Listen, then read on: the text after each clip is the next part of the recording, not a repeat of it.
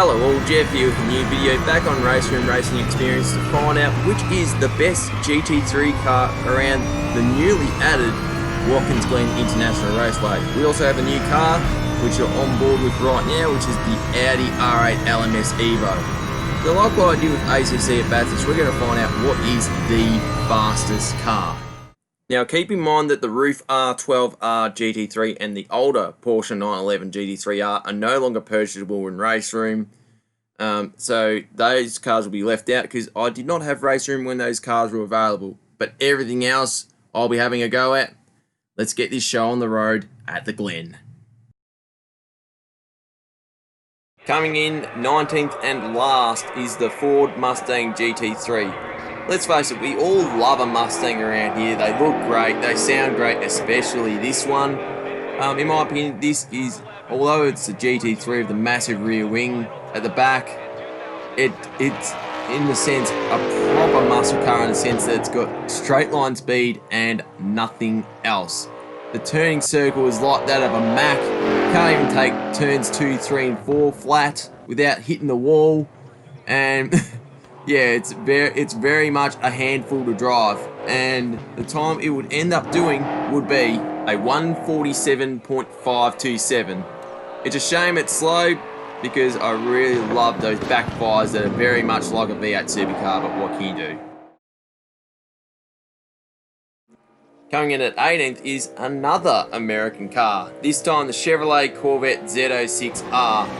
Again, this is another one of those cars that struggles with the turns 2, 3, 4 and sweeper. Turns 2, 3 and 4 sweeper, needing so much turning circle just to get you around. Yeah, it's crazy. And I mean, it doesn't have the straight line speed of the Mustang, but somehow it just beats it with its braking and its cornering. It's a shame, really. If this had the least springs of the road going Corvette at the time, well, I totally understand why this would be this slow in comparison to the others, but nonetheless, the time it would end up doing was a 147.184. Yeah, the other Corvette is so much better than this, it's not funny. Alright, 17th place is the P45 Competizione, easily the most unique of the lot, and the only Italian car here as well, since Lamborghini and Ferrari are not on Raceroom. This car, as you can hear, 4-cylinder, and like the Corvette and the Mustang beforehand, this turning circle is terrible, so much so you have to steer the wheel so much just to get you up the hill, which I didn't think would be the case for something little like this.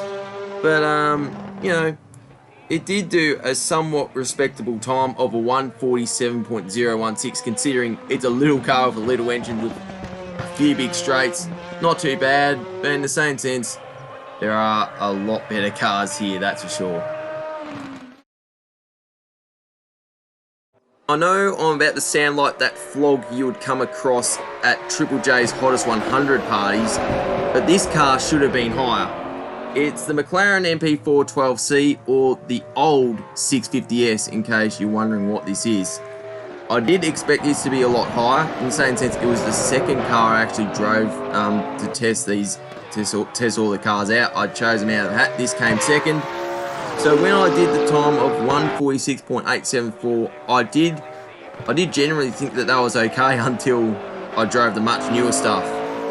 Nevertheless, I thought it would be, you know, a lot closer to the 650S, considering visually what the front bumper is the only difference. But yeah, quite surprising. But it's just going to have to make do of being 16th, unfortunately. Oh well, they did make a much better car, two much better cars later on for GT3. Coming in 15th is somewhat surprising for me, was the BMW Z4. The reason why I thought it was a bit of a surprise is because in real life this car isn't that great in a straight line, but in the same sense it is with the 12C in regards to, I would call, the proper GT3 cars, if you could really say that. Nonetheless, like the real car, it's very nimble, which definitely helps it around the boot section and the bus stop as well, which is giving it a very respectful time, that's for sure. And you might be wondering what time it did. It was a 146.524. Not too bad considering the lack of straight line speed. But the other BMWs here on Raceroom are definitely a lot quicker and a lot better to drive than this.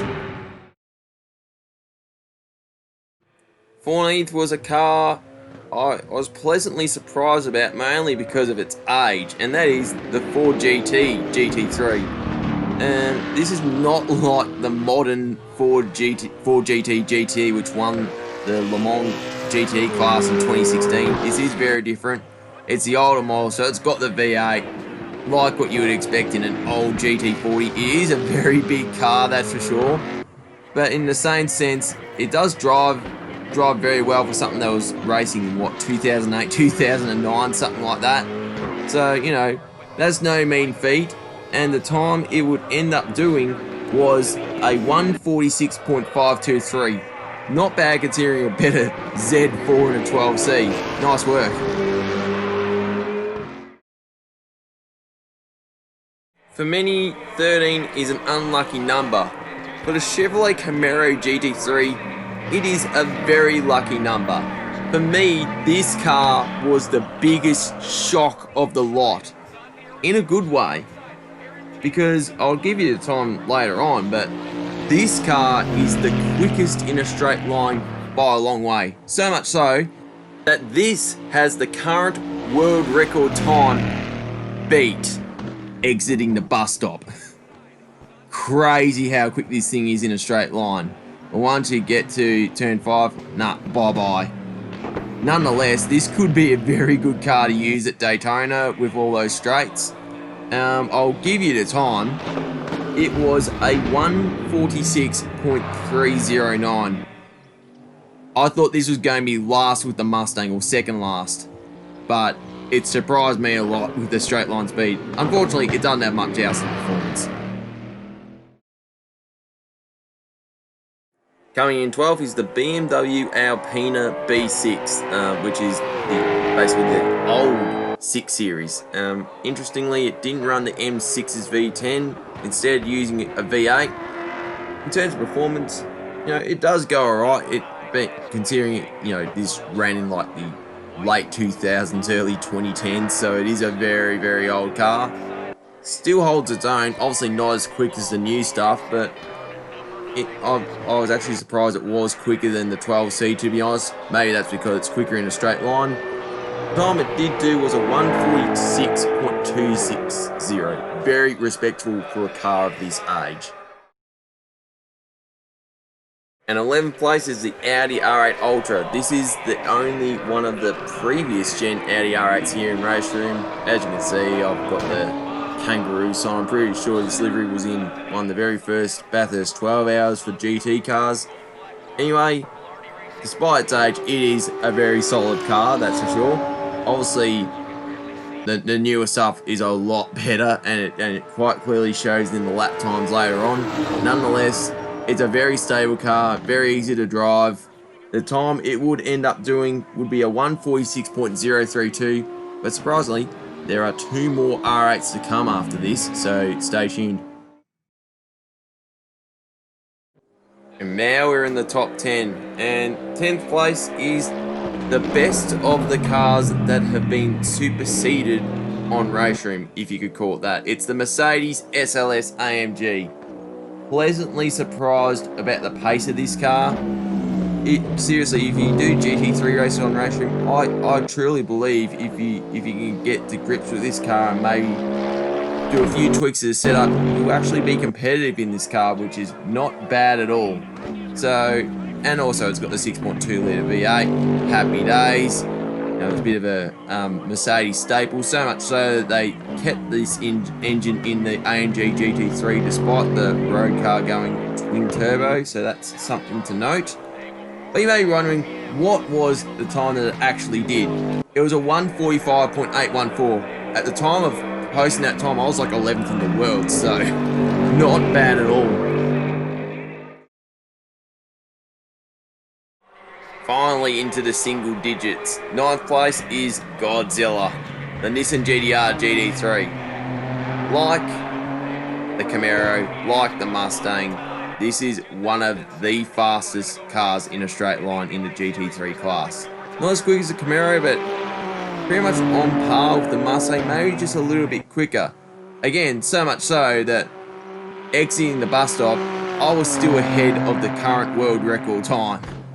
But then this car's size shows because it's a bit of a boat around turn 5, which is very understandable because it is a bit of a big chungus, let's be honest.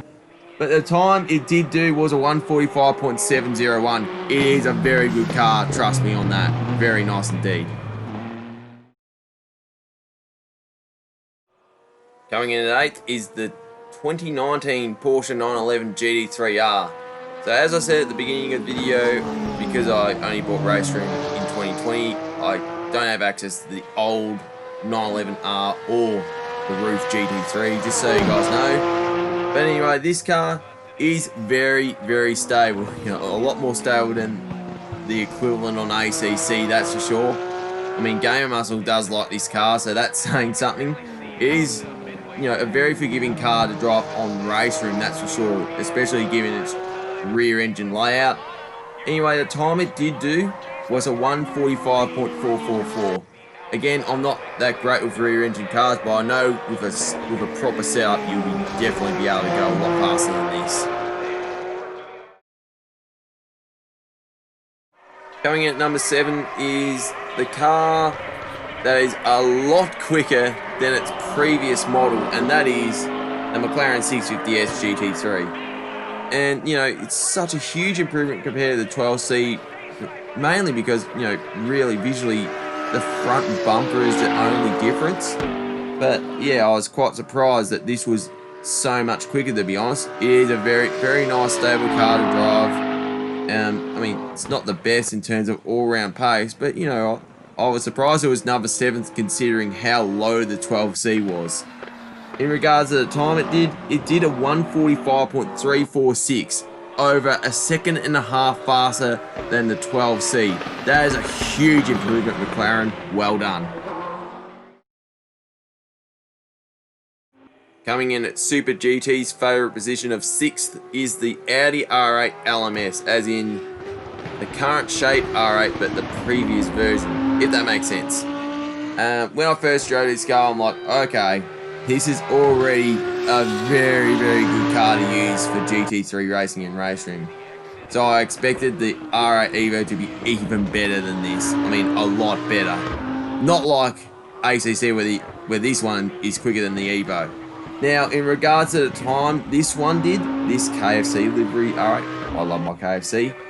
This car did a 145.236. So that was the benchmark, and I knew the R8 Evo needed to go a lot quicker than this.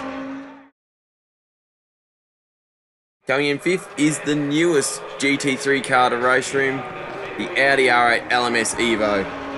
Let's just say this, I was expecting this to be a lot higher because the actual world record time at the moment is with this car.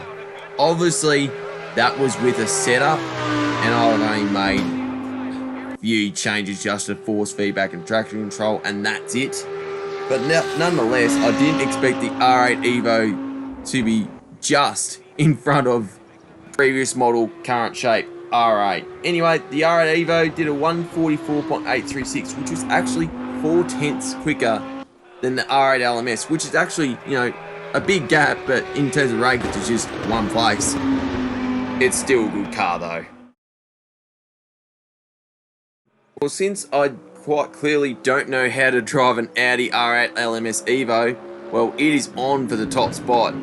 4th place was the Mercedes-AMG GT3. Well, the SLS was already a really good car, and this improves on it even more. So much so that there is a 1 second gap between this and the SLS, which is no mean feat.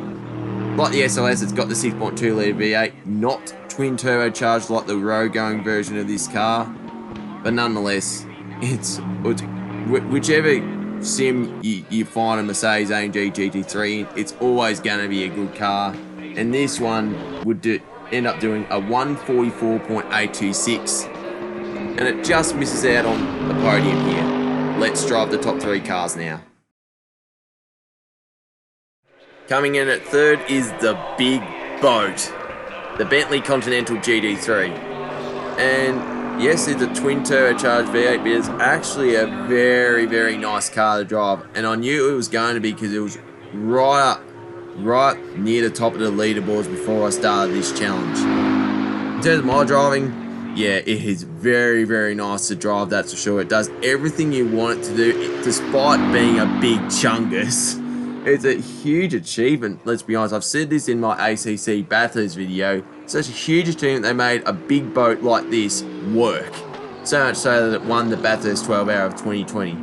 The time it did do was 1:44.799. Seriously, this car defies the laws of physics. Coming in second is a car I knew was going to be quick, but not this quick that it'd be second place. It's the Callaway Corvette. It is such a stable car to drive. It does everything you want it to do, braking, acceleration. It's almost like a completely different car to the C606R that's second last. This is the second best. It's crazy, just one generation of Corvette has been improved drastically. Imagine if a C8 races in GT3 racing. But anyway, the time it did do was a 1:44.798, 1/1000th quicker than the Bentley. There was that much in it. We're about to check out the car that came out on top. Coming out on top will be a car that may not be that big a surprise for you, for those that play Raceroom regularly. The one on top is the BMW M6. And to be honest, I thought it was going to get beaten by the Audi R8 Evo, but not to be. But anyway, this car is very, very stable. It does everything you want it to do. It is actually a very amazing car to drive. Probably the only disappointment is the engine note. That's it. Apart from that, it's awesome. I love the fact that the Stephen Richards laser electrical livery is available to use as well. But yeah, such a nice car to drive. The time it did do was a 1:44.573. Now the same guy that did the 1:44.1 world record time of the R8 Evo did a 44.2 in this car. So that just shows how quick this thing is, and you know, it's pretty almost OP, this thing. But yeah, such a good car, so much better than it is on ACC. But yeah, happy days.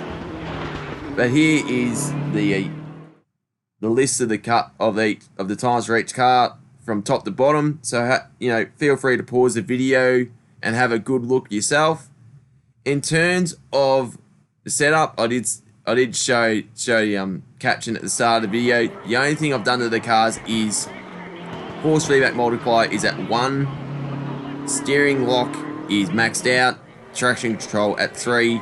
Everything else is baseline setup. But if you like the video, smash the thumbs up button, leave a comment, let me know what you think, and if you want to see more of my content, maybe consider subscribing and tapping the notification icon. This is Jeff here, and happy racing. Cheers and goodbye.